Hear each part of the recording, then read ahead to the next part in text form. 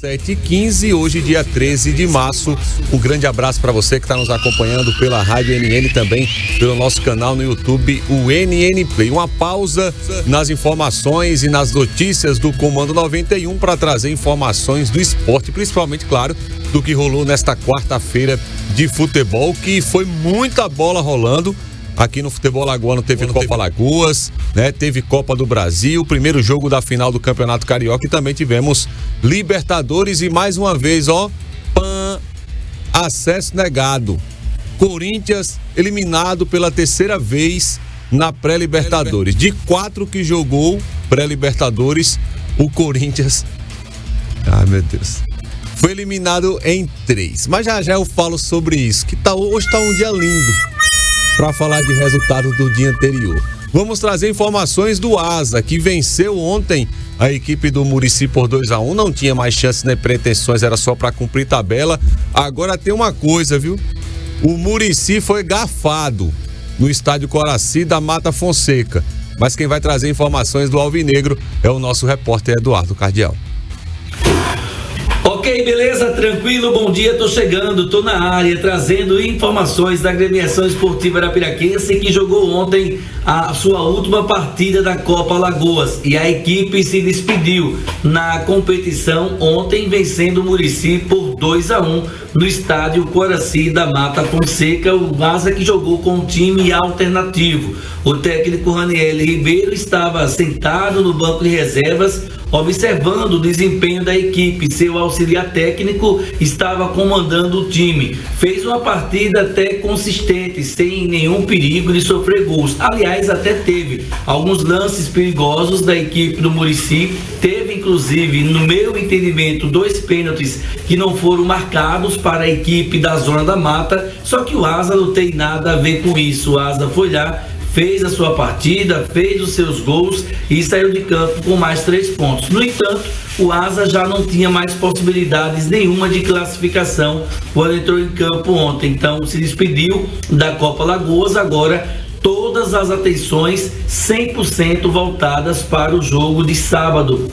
O jogo decisivo do campeonato estadual no estádio Rei Pelé. Jogo das 4 horas da tarde. O técnico Raniel Ribeiro comandou o treinamento ontem. Depois do jogo pela Copa Alagoas, jogadores realizaram o treinamento no estádio municipal. Tem mais um treino no dia de hoje, vai ter mais um treino recreativo amanhã no período da manhã, aquele chamado rachão, enfim. E depois a equipe já entra em regime de concentração total para esse duelo no próximo sábado na capital alagoana, onde o Asa vai tentar surpreender o CRB para sair de campo com resultado positivo. A direção do Asa adquiriu cerca de 500 ingressos para o torcedor, está custeando parte desses ingressos. A prioridade nesse momento até hoje são para os sócios torcedores. No dia de ontem nós apuramos junto à direção do clube que o Asa já havia vendido 265 ingressos desse total de 500 que o Asa adquiriu para o seu torcedor. Hoje tem esse restante, pouco mais de 200 ingressos para serem comercializados. Daí amanhã, na sexta-feira, o que sobrar desses ingressos, 100% passa a ser agora vendido nas bilheterias do estádio para o seu torcedor. Nesse primeiro momento, os ingressos estão sendo prioritários para quem é sócio torcedor. E aquele que não é sócio torcedor, é só fazer um cadastro no próprio celular, no site do clube, colocando o CPF, e tem essa prioridade para comprar o ingresso. Caso contrário, se sobrar alguns desses ingressos, eles serão colocados à venda na sexta-feira para o torcedor comum que não é sócio do clube. Enfim, expectativa que o Asa faça uma boa partida no sábado, expectativa que o Asa surpreenda esse CRB e saia de campo com o título conquistado, que passa a ser o seu 8º título na sua trajetória nesse momento do futebol profissional. São informações do Gigante Alagoano, aqui dentro do Jogo Rápido. Muito bem, 7h20, tá aí as informações do Asa. Ontem comentei o jogo ao lado de Tony Lima e também do Eduardo Cardial, e o Asa conseguiu vencer por 2-1. Agora, o ponto negativo foi a arbitragem. né, que prejudicou e muito a equipe do Muricy. O Asa não tem nada a ver com isso. O Asa não tem nada a ver com isso. Agora que o Muricy foi prejudicado, foi. Teve um pênalti, uma falha do Tacchini, que ele faz a falta, comete a infração dentro da área, pênalti. O árbitro, ele vem com o apito na boca. E aí, quando a bola sobra, que não foi vantagem para o jogador do Muricy, ele tira o apito e dá a vantagem, como se o Muricy tivesse a vantagem naquele momento. E o que chama a atenção, inclusive eu não tinha percebido, mas depois a gente buscou as imagens, eu vi apenas o lance que ele vem correndo com o apito na boca, que iria marcar e não marcou, que o bandeirinha correu para o fundo. Isso caracteriza a marcação de pênalti. Então, um pênalti no primeiro tempo quando estava 0-0, e aí poderia mudar o contexto do jogo, e outro pênalti no segundo tempo. O Luiz Henrique, ele tenta dar o bote dentro da área em cima do Erivan, camisa 7 do Muricy, erra e faz o pênalti. O árbitro estava pelo menos a 3 metros do lance e não marcou. Então, ontem a arbitragem de Asa e Muricy, do João Pedro, que é jovem, claro, vai evoluir naturalmente, vai ter mais experiência, vai ganhar mais experiência, mas ontem foram erros grotescos que interferiram no resultado. Porque, como eu disse, estava 0-0, o Muricy poderia abrir 1-0 e aí mudaria o contexto do jogo. Mas, como eu disse, o Asa não tem nada a ver. A equipe B, tida como alternativa, venceu o jogo e agora segue aí a preparação para a final. Mas ontem o Muricy foi garfado. Inclusive, se vencesse o jogo, poderia até se classificar. Então, foi um trabalho que foi prejudicado. A gente tem que falar isso aqui, né? Muita gente vai achar ruim, mas não tenho que esconder nem passar pano. Eu nem vou ser muito mais demagogo aqui, porque foi um erro de arbitragem, que está indo muito bem, inclusive, no futebol alagoano. Mas ontem, nesse caso isolado, vamos dizer assim, foi muito mal e o Muricy saiu prejudicado dentro da partida naturalmente. Mas vamos agora para falar do CSE. CSE que venceu mais uma vez ontem, 100% de aproveitamento na competição, venceu jogando lá no estádio Juca Sampaio e agora vai enfrentar o CSA na semifinal. Mas quem vai trazer informações do tricolor é o Valmir Lopes.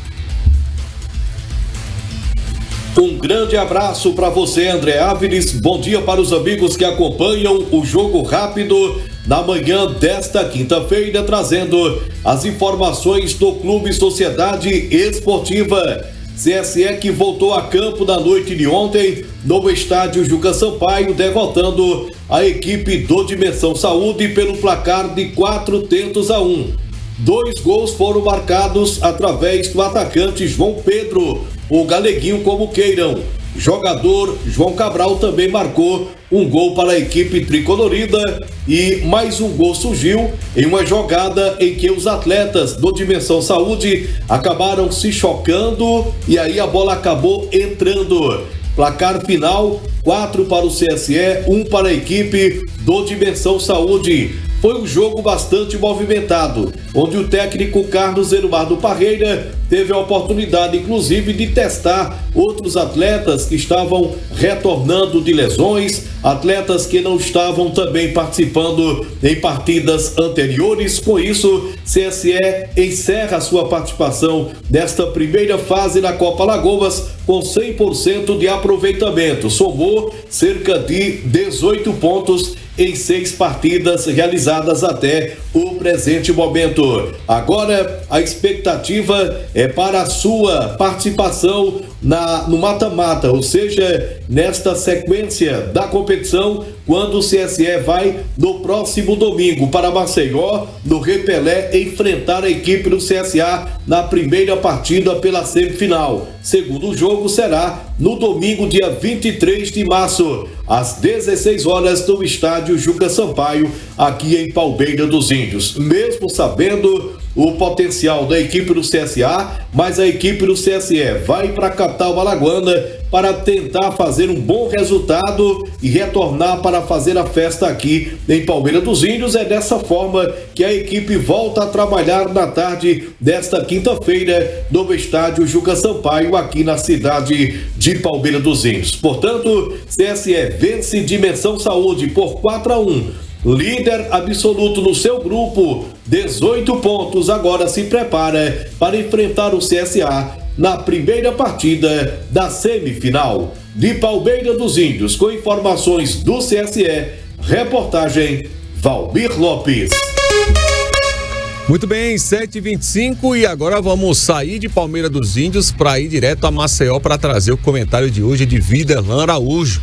Ele que faz esse panorama aí do futebol alagoano, claro, especialmente falando aí dos principais assuntos que rolam no futebol de Alagoas. Bom dia, Canhão. Amigos da NN, estamos de volta aqui no Jogo Rápido, estamos nos aproximando da grande final do Campeonato Alagoano, que será depois de amanhã aqui em Maceió. E por um lado o CRB, que segue esse ritmo de preparação depois de uma recuperação na partida principal, partida de ida, um resultado de 2-2 em Arapiraca, sabe que tem responsabilidades ao lado de seu torcedor de fazer uma entrega eficiente para tentar terminar com o título da competição por mais um ano. Só que agora tem um asa muito bem armado para poder enfrentar e tentar também fazer com que essa situação se transforme em uma situação histórica para o clube.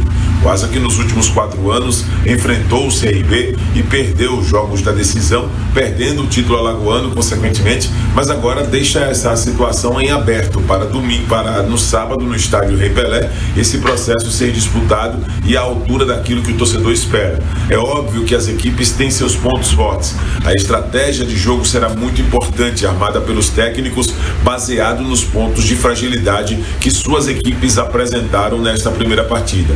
A previsão que tenho para esse jogo é de um duelo muito equilibrado. A presença da torcida do Asa também deve ser uma presença muito grande em termos de ingressos disponibilizados para o torcedor visitante, tendo também a capacidade do torcedor do CRB, mesmo com esta capacidade total do estádio Rei Pelé ser reduzida por conta de questões de obras que estão sendo realizadas no maior palco do futebol de Alagoas, mas a torcida do CRB deve comparecer ocupando todos os espaços disponíveis também para o clube mandante, e isso dá um brilho à competição. Eu diria que essa presença de público, ela pode ser associada com a venda na totalidade de todos os ingressos.